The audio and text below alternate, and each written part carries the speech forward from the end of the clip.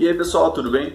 Bom, nas últimas semanas a Marvel tem lançado os episódios da sua nova série, What If, que em tradução livre seria E Se? E o enredo dessa série é bem interessante porque mostra histórias alternativas decorrentes da alteração de um fato crucial das histórias originais na qual elas foram baseadas. Como assim?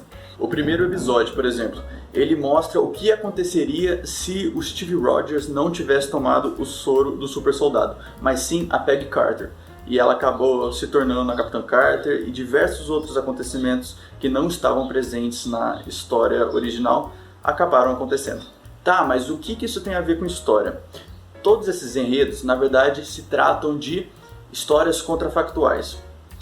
E o que é uma história contrafactual? É um tipo de produção ou um exercício intelectual que se ocupa em refletir sobre o que não aconteceu e o que poderia ter acontecido em um fenômeno histórico caso algum fator causal deste tenha sido alterado. Por exemplo, alguns problemas contrafactuais famosos seria: o que teria acontecido se a Alemanha nazista tivesse vencido a Segunda Guerra Mundial? Ou o que teria acontecido se a União Soviética tivesse vencido a Guerra Fria? Ou quais seriam as consequências para a Guerra do Vietnã se o presidente Kennedy, assassinado na década de 60, não tivesse morrido? Esse tipo de produção teve uma popularidade maior a partir da década de 60, principalmente na área da história econômica, sob o nome de Robert Fogel, que escreveu um livro sobre as ferrovias nos Estados Unidos, respondendo uma tese tradicional de que os Estados Unidos só prosperaram economicamente no século XIX por causa das ferrovias. Ele responde que não, que se não tivesse as ferrovias, os Estados Unidos iria prosperar por conta das hidrovias. Então a gente percebe essa ideia contrafactual presente. Se não tivesse isso, teria acontecido isso. Atualmente, um dos principais nomes da história contrafactual é o Niall Ferguson, que escreveu um livro chamado História Virtual.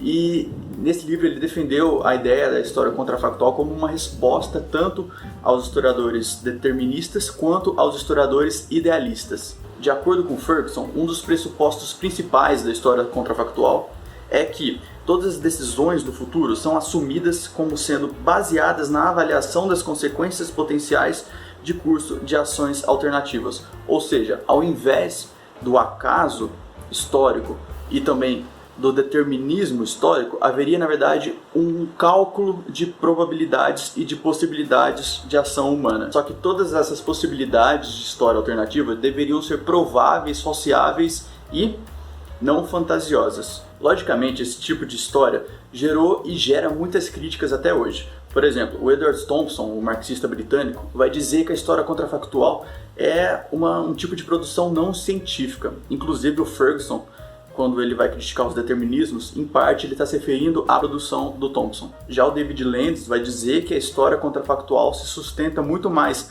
pela simpatia e pela convicção do historiador do que pelas evidências históricas. De forma geral, as críticas contra a história contrafactual vão associar ela muito mais a um tipo de entretenimento ou de um tipo de ficção do que a uma produção historiográfica com respaldo metodológico. Mas também ainda vai ter muitos defensores da história contrafactual. O objetivo aqui não é resolver essa discussão, mas sim introduzir vocês a ela. Bom pessoal, esse foi o vídeo de hoje. Eu vou deixar na descrição algumas indicações bibliográficas para que vocês se aprofundem na temática da história contrafactual. Eu espero que vocês tenham gostado, tenham entendido, tenham se interessado por esse tema e até o próximo vídeo. Tchau, tchau.